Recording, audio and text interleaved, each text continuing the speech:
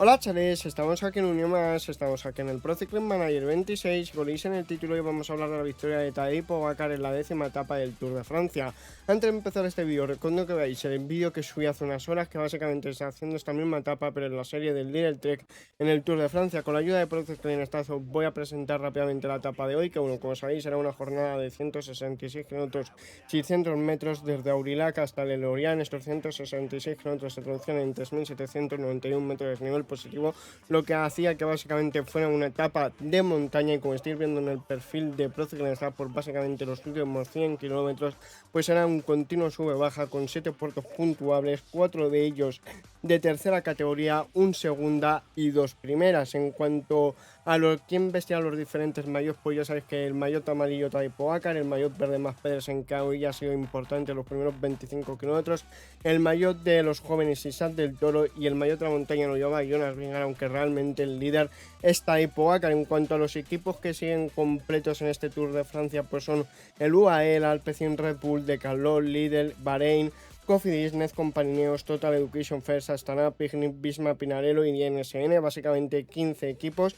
Esto viene a colación básicamente porque Matteo Trentin, el corredor italiano del Tudor, no apareció en la salida. El motivo es que desde el día de ayer venía teniendo fiebre, y en cuanto a la temperatura actual en la neutralizada, pues era de 31 grados centígrados. Bueno, 31 grados Celsius. Luego también veíamos un problema mecánico de Tim Wellens. Se daba el banderazo de salida, y nada más darse el banderazo de salida, pues salían Alex Kirst. También veíamos como Lian Slock empezaba a tirar del pelotón a falta de 160 kilómetros. También veíamos como Mads Pedersen tenía que hacer un cambio en su bicicleta. También veíamos como a falta de 162 kilómetros atacaba a Javi Romo, que como luego hablaremos, el corredor español, pues ha estado muy combativo. A falta de 160 kilómetros se formaba un grupo de 5 corredores por delante, en el que estaban Joshua Tarling, Endenhard, Romo, Leverrey y José Félix Parra. Luego contraatacaban, dos corredores. Este quinteto pues era neutralizado por el pelotón a falta de 159 kilómetros para la línea de meta, perdonar por fallo en la voz. Luego también lo probaba en solitario Ben O'Connor, pero básicamente el corredor australiano era rápidamente neutralizado, perdonar por el fallo en la voz. A falta de 158 kilómetros, pues básicamente Mads Pedersen volvía al grupo. A 5 kilómetros de la cota de Marcores, básicamente era una subida no puntuable, que os estoy marcando ahora mismo en el mapa, bueno, en el perfil de Pro Cycling Manager. Pues estábamos a 5 kilómetros de esa cota y aceleraba básicamente a Raúl García Pierna, que a falta de 156 kilómetros, pues básicamente el hueco entre el grupo 1 y el pelotón estaba decreciendo. Que vosotros os preguntaréis ¿qué grupo 1 estaba? Pues ahora os lo comento. Ben O'Connor era capturado por el pelotón a falta de 156 kilómetros. Luego veíamos como Julian Alaphilippe aprovechaba un pequeño repecho y aceleraba a falta de 153 kilómetros. A falta de 151 se ponía a tirar el líder del pelotón, evidentemente por el maillot verde, es decir, porque el sprint intermedio estaba situado en los primeros 25 kilómetros de la carrera, que como sabéis el líder es Mads Pedersen, segundo Viñan Girmay, tercero Tim Merlier, el corredor de Soudal. Ya veis que a falta de 150 kilómetros se dividía el pelotón gracias al ritmo del líder Trek, y básicamente que muchos corredores intentaban escapar.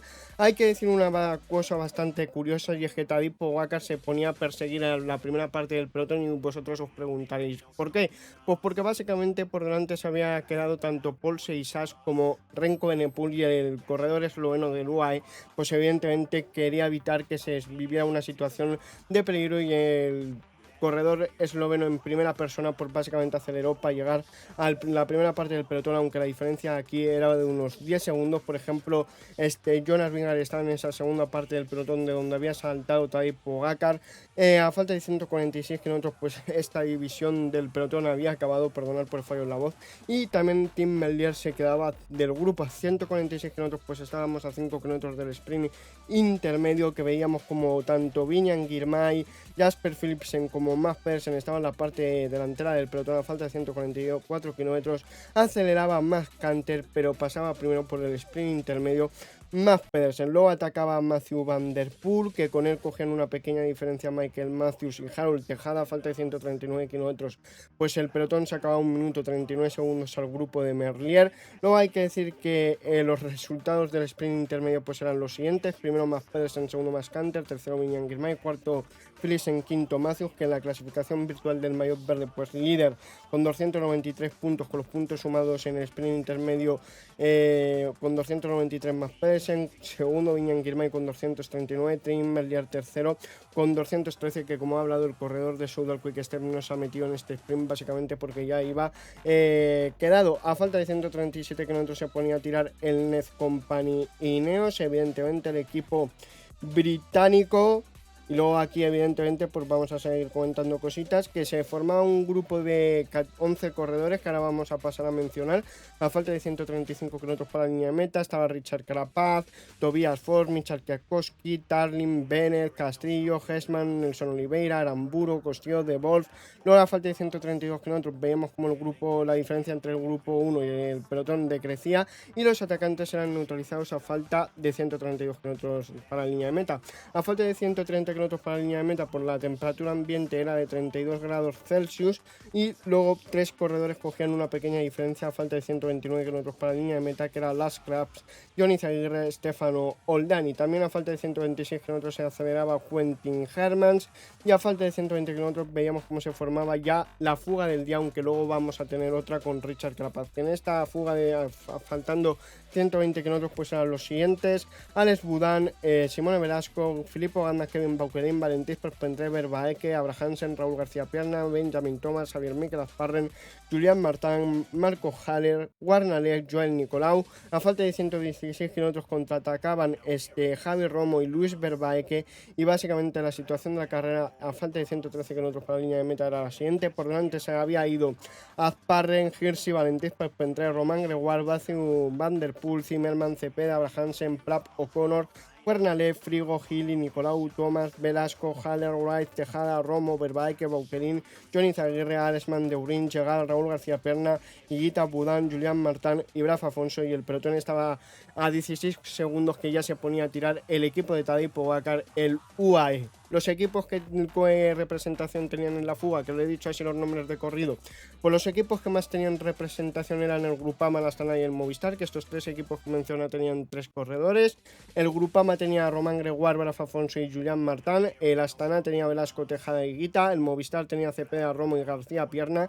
El Alpecin tenía 2, a Van Der Poel y a Deurin. El Cofidis también con 2, Benjamin Thomas, Johnny Zaguirre. Total Energies también con 2, con Yegaz y Guarnalec. El Jaico con 2, O'Connor, Prap. El Pinarello también con 2, con Asparren y Wright. Con Soudal con 2 también, Valentin Perpendre, Vervaeke. El Nez Company Ineos también con 2, Aresman y Bauquelin. El Education First también con 2, Boudin y Gili. El Tudor también con 2, Haller y Hirschi. Y ya los equipos que voy a mencionar ahora solo tenían un hombre.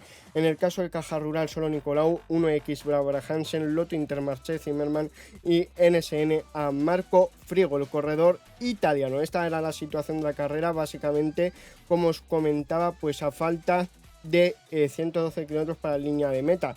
Luego en el pelotón veíamos una caída de 4 corredores a falta de 108 kilómetros para la línea de meta, que básicamente era Jake Stewart, Lenevan Entel, Kaimer Grades y Alex Kiers. A falta de 106 kilómetros se había completado el 25% de los metros de niveles programados para esta 10ª espectacular etapa, y los corredores que se habían ido al suelo pues básicamente volvían a la bicicleta. A falta de 104 kilómetros veíamos un pinchazo de Nelson Oliveira. Luego veíamos como desde la escapada pues aceleraban Simone Velasco y Harold Tejada. Julián Martín empezaba a sufrir en la fuga, tiraba de la fuga el propio Tim Aresman. A falta de 99 kilómetros veíamos otra caída en subida de Dijon, el corredor belga de Pigny. También esta caída la afectó, si no recuerdo mal, a Filippo Ganna, y básicamente por el primer puerto de montaña, el de tercera que os estoy marcando ahora mismo, pasaba primero Valentin Perpendre, segundo Vervaeke, que básicamente, para que os fijéis en la clasificación virtual, es que Valentin Perpendre con estos 2 puntos pues adelantaba a Alex Boudin. También veíamos un problema mecánico de Bauquelin en un momento, a falta de 95 kilómetros para la línea de meta. A falta de 93 kilómetros para la línea de meta, pues la situación de la carrera era la siguiente: por delante había 2 corredores que eran Harold Tejada y Romo. Por detrás estaba Fred Wright, Thomas Nicolau, Gili, Parren, Plapp, Abrahamsen, Cepeda, Zimmerman, Van der Poel, Román Gregoire, Valentín Parpentrer, Hirsi, O'Connor, Praf Afonso, Baudán, Higuita, Raúl García Perna, Llegat, Deurin, Arsman, Johnny Zaguirre y Verbaeke.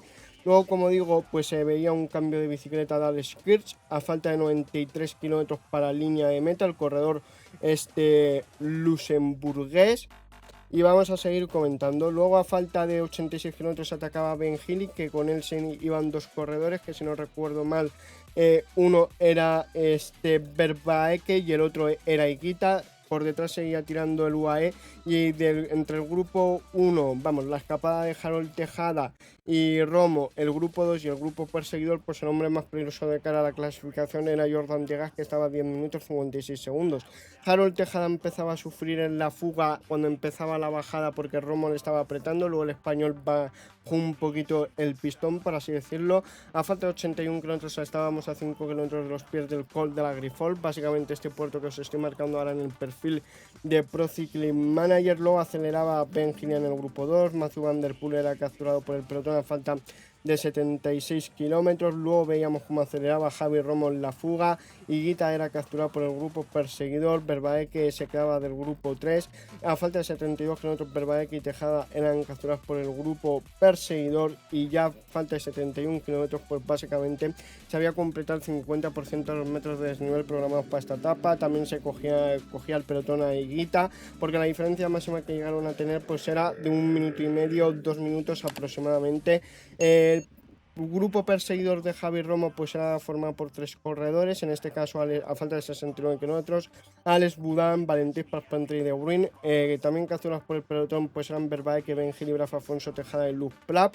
Luego por el puerto del Col de la Grifol pasaba primero Romo, segundo Valentín Parpentrer, tercero Alex Boudin y cuarto Deurin, que básicamente en la clasificación virtual de la montaña pues se colocaría tercero Valentín Parpentrer por detrás de Pogacar y Jonas Vingegaard. A la falta de 66 kilómetros por la diferencia entre el grupo 1 y el grupo 2 era de 32 segundos y como digo el progreso a falta de 65 kilómetros de la escapada pues era el siguiente. La máxima diferencia pues no llegó a los 2 minutos y ahora mismo estaba en 1 minuto, estaba empezando a tirar Tim Wellens cuando quedaban 65 kilómetros para la línea de meta y el hueco entre el pelotón y el grupo 2 pues estaba decreciendo bastante fuerte. En el puerto del Col de la Prat de Buch pasaba primero Javi Romo, segundo Valentín Parpentrer, ya estábamos a falta de 58 kilómetros, a 5 kilómetros de los pies del Col de Murat, que bueno, a falta de 56 kilómetros Alex Boudin, Valentín Parpentrer y Deurin eran capturados por el pelotón, que por delante quedaba solo Javi Romo, el corredor español del Movistar, que la verdad es que tenía unas piernas increíbles. Seguramente que si el UAE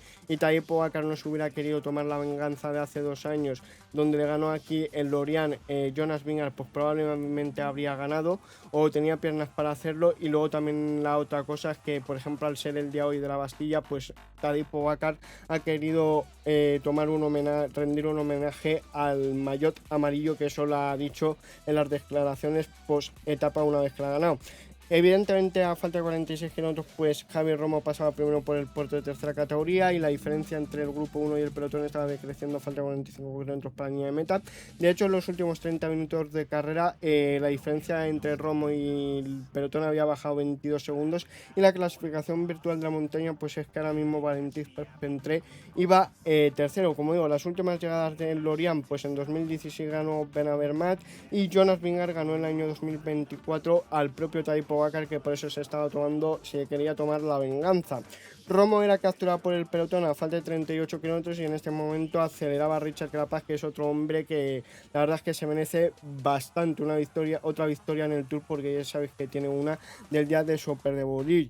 Luego se empezaron a quedar los primeros corredores, pues se quedaban más corredores en el pelotón. Estaba haciéndolo ahora el esfuerzo a falta de 36 kilómetros Felix Ross-Garner, a falta de 35 kilómetros pues Carapaz sacaba 25 segundos al pelotón, pero cada vez lo habría más, y a falta de 34 kilómetros pues habían completado completar el 75% de los metros de desnivel previstos para esta 10ª jornada del Tour de Francia. Había alrededor de 35 corredores en el pelotón.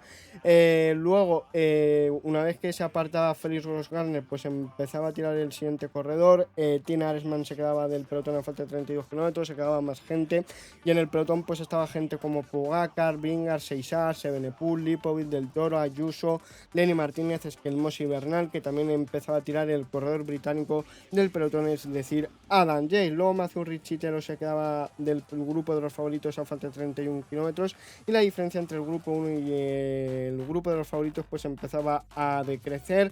Luego veíamos una caída de Tom Pidcock en el grupo de los favoritos en el descenso básicamente del Pas de Peyrol, que también en esta caída se veía implicado Jorgensen, y un poquito más tarde también se caía Chris Harper, otro corredor de Pinarello. A 24 kilómetros para la línea de meta, pues estábamos a 5 kilómetros de los pies del Col de Pertus, que evidentemente pues esto iba ya a desencadenar en una etapón. La última victoria de Richard Carapaz hay que decir que fue hace un año 54 días, es decir, en el Giro de Italia, la 11ª etapa. Empezaba a tirar el decalón con Nicolas Prudhomme, que aquí la diferencia entre Carapaz y el pelotón pues era de 56 minutos y yo creo que calculo yo que llegó a la diferencia a un minuto, que por cierto, la parte más dura de la etapa pues estaba situada en el Col de Pertus en una pendiente media del 16,4%. Evidentemente el primer hombre en poner los pies en la primera parte del Col de Pertus era Carapaz. Corredores que volvían al pelotón, Benoit, Sean Quinn y Jan Hilly, que esto significaba básicamente que el ritmo había bajado. Luego se volvía a poner Adam Yates, se quedaban del grupo de los favoritos a falta de 18 kilómetros Bernal, Esquelmos, Fusitis, Benoit, y luego hacía lo propio, se volvió a poner Nicolas Prudhomme. Luego cogía una pequeña diferencia el corredor francés de Calón, es decir, Prudhomme, pero básicamente paraba porque Adam Yates no tenía ese ritmo. Tanto Bernal como Esquelmos se volvían al grupo de los favoritos, también lo hacía Brandon McNulty, y después empezaba a tirar tanto Piganzoni como Adam Yates, aunque al final lo hacía el corredor británico. Luego se quedaba del pelotón tanto Nicolas Prudhomme como Tobias Johannesen, y en los últimos 15 minutos de carrera por la diferencia entre Richard Carapaz y el grupo de los favoritos había aumentado 6 minutos. A falta de 16 kilómetros, a 1 kilómetro 300 de coronar el Col de Pertu, pues básicamente aceleraba a Tadej Pogacar y ya se iba en solitario porque estaba persiguiendo a Richard Carapaz. A falta de 15 kilómetros por la situación, 15 kilómetros 580 metros por la situación de la carrera, la siguiente, por delante Carapaz, a 13 segundos Pogacar, a 33 segundos Bernal, Vingegaard, Evenepoel, Ayuso, Seixas, Pidcock, Esquelmose, Del Toro, Lipovic y Piganzoni, que había que decir que intentó hacer una pequeña aceleración Jonas Vingegaard, pero se veía como el corredor danés no podía ir rápidamente con Tadej Pogacar. A falta de 16 kilómetros Pogacar entraba a la rueda de Carapaz, pero básicamente al corredor ecuatoriano no podía aguantar porque el ritmo de Tadej Pogacar era increíble. Luego en el Pro hay que decir que a falta de 14 kilómetros pues estaba primero tirando Vingegaard, que es el corredor que más ha tirado de ese grupo 2, y la sorpresa llegaba también con Distante. El Toro se quedaba del grupo de Vingegaard a falta de 14 kilómetros para la línea de meta. La composición del grupo de Vingegaard pues era la siguiente: Jonas Vingegaard, Evenepoel, Lipovic, Ayuso, Esquelmoso, Paul Seixas. A falta de 8 kilómetros 300 metros por Richard Carapaz era neutralizado por el grupo del señor Jonas Vingegaard. Y luego básicamente pues a falta de 8 kilómetros 300 metros pues como digo, Carapaz era neutralizado por el grupo de Vingegaard. La diferencia entre el grupo 1 y el grupo de Vingegaard a falta de 7 kilómetros 700 metros pues era 16 segundos. Poco más tarde se quedaba Richard Carapaz del grupo de Vingegaard, luego aceleraba del grupo de Vingegaard Lipovic, pero curiosamente empezaba a sufrir Remco Evenepoel, volvía a tirar Jonas Vingegaard, se quedaba a falta de 5 kilómetros 600 metros el señor se quedaba, Remco Evenepoel del grupo de Jonas Vingegaard. Luego Richard Carapaz era neutralizado por el grupo 4 y a falta de 5 kilómetros en la diferencia entre el grupo de Tadej Pogacar y Jonas Vingegaard pues iba incrementando. La situación era la siguiente: por delante Pogacar, en un segundo grupo pues Vingegaard, Lipovic, Ayuso, Esquelmos y Seixas, y a unos 7-8 segundos que fue la máxima diferencia pues estaba Remco Evenepoel, y luego Isaac Del Toro estaba a 1 minuto 5 segundos de Pogacar con Del Toro estaba con Carapaz, Lenny Martínez y Tom Pidcock. Evidentemente esta es la victoria número 124 de Tadej Pogacar, y a falta de 4 kilómetros 300 metros por la situación de la carrera la siguiente: Pogacar primero, luego en el segundo grupo pues estaba Vingegaard, Ayuso, Seixas, Esquelmos y Lipovic, que básicamente sacaba unos 5 segundos a Renko en Epul. Aquí había atacado Isaac del Toro, que estaba a 1 minuto 11 segundos de Pogacar, y a 1 minuto 22 Carapaz, Pidcock y Lenny Martínez. Básicamente, a falta de 3 kilómetros 300 metros, con la diferencia entre el grupo de Vingegaard y Renko en Epul era de unos 9 segundos, que como digo, el corredor belga no se abandonó en ningún momento y seguía tirando. De hecho, a falta de 2 kilómetros 500 metros por la situación de la carrera, la siguiente, Juan Ayuso se colocaría en el podium de la carrera. Isaac del Toro es el que más caía dentro del top 10, de tercero a séptimo, que ahora hablaremos. A falta de 600 metros, Renko Evenepoel entraba al grupo de Vingegaard porque no se abandonó. Pogacar ganaba, Renko Evenepoel lanzaba el sprint. Pogacar sumaba su victoria en 1.124 como profesional, su tercera victoria en esta edición del Tour de Francia.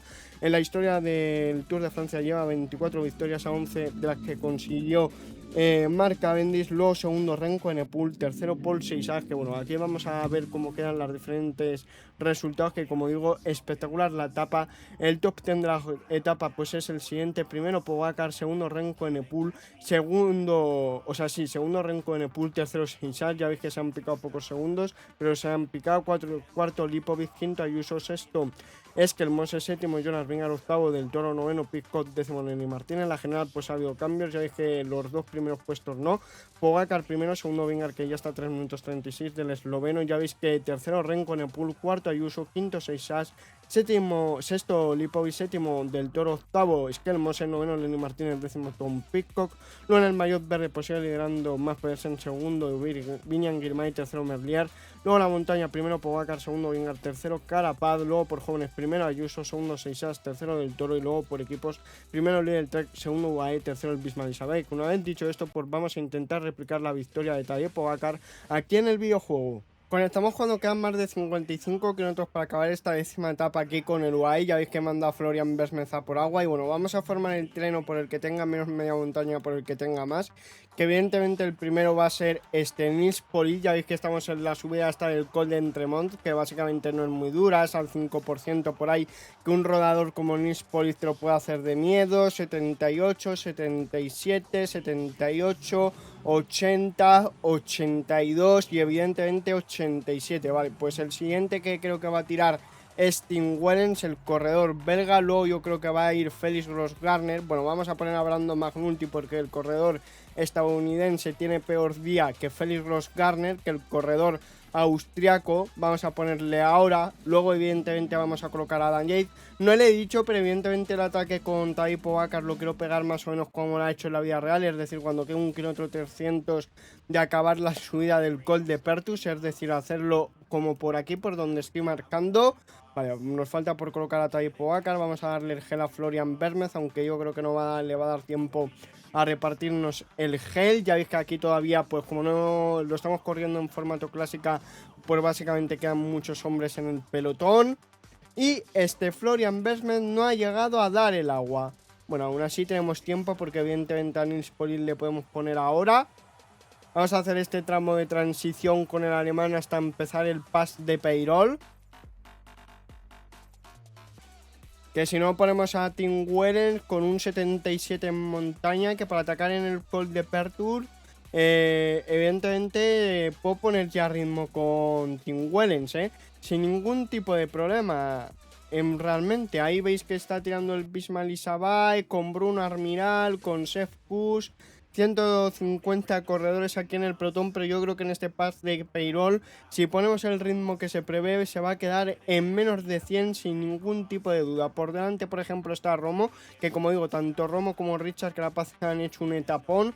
Julián Martán, Johnny Zaguirre y Einer Rubio. Ya veis que van a empezar las primeras rampas del Pass de Peyrol, aquí donde ya están los 4 fugados. A nosotros nos quedan unos metros más, aunque ya le acabamos de empezar. Se pone ahí las rampas al 7%. Esta primera parte es dura, luego viene un tramo que las rampas relajan bastante. A ver, pues si queremos ir a reventar, yo creo que debemos poner ya Tim Wellens al corredor belga. Vamos a decirle a Nils Police que vaya por el agua porque nos va a hacer falta y nos lo van a pedir todos nuestros corredores. Aún así ya veis que Víctor Campenars pues está abriendo bastante gas, que lo que os comentaba, que este par de Peyrol iba a hacer que este grupo se quedara en menos de 100. corredores 100%. Romo Reventá, ataca Paul Seixas en el día de Francia, le sigue Skelmose, Jan Hindley. Ahí evidentemente nos tenemos que poner a trabajar nosotros con el UAE, pero nos hemos ido a una parte retrasada. Nils Police que está cogiendo el agua, pero que está lejos de momento. Vale, aquí Jordan Llegaz que le hemos neutralizado, que yo creo que el corredor francés estaba en la escapada. Vale, el Red Bull se está poniendo a trabajar, que eso me viene bien porque están neutralizando a Paul Seixas, que vaya local y a Paul Seixas, bueno, sobre todo su compañero Nicolas Prudhomme. Cuidado que Magnulti va sufriendo bastante, vamos a apartarle. Nils Police que no va a poder entregar el agua porque va a cortar, pues cuidado que me aguante Brandon Magnulti. 77 corredores aquí, pero el ataque con Pogacar se está poniendo duro. Ataca Thomas Pidcock en los metros finales del Pass de Peyrol. A ver, esto como se está corriendo en formato clásica, pues tiene sentido. Lo único que la siguiente ascensión es el Col de Pertur, que evidentemente si quiere hacer lo que he dicho, pues tendría que atacar por aquí. Vale, vamos a decirle a Brandon Magnulti que vaya ya por el agua, porque lo dicho, nos lo van a pedir ya los corredores, no creo que falte mucho. Yo creo que a Thomas Pidcock le puedo neutralizar, perdonar por el fallo en la voz, y eso que es un embajador excelente, pero como ya sabéis, hoy se ha ido al suelo, como os he comentado. Y yo creo que ya tenemos agua para toda la etapa, con esta que nos va a traer Brandon Magnulti. Por si acaso le vamos a dar el gel al corredor estadounidense. Y yo creo que Adam Yates es al que vamos a poner a hacer el esfuerzo, Y Félix Rothgartner hay que chupe rueda. No vamos a usar ni a Isaac del Toro para hacer la aceleración. Si eso a lo mejor al mexicano le pongo que me siga rueda. Caída de Carlos Verona. También Renko Evenepoel coloca muy delante. Vale, vamos a ver por dónde lo lleva Pogacar, que bueno, se ha quedado un poco rezagado. Me gustaría que estuviera más adelante en este call de Pertus.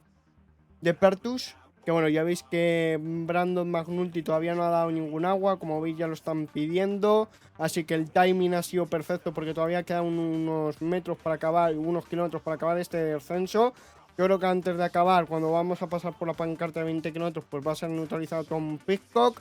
Y va a empezar la subida ya, que ponemos a Tim Wellens.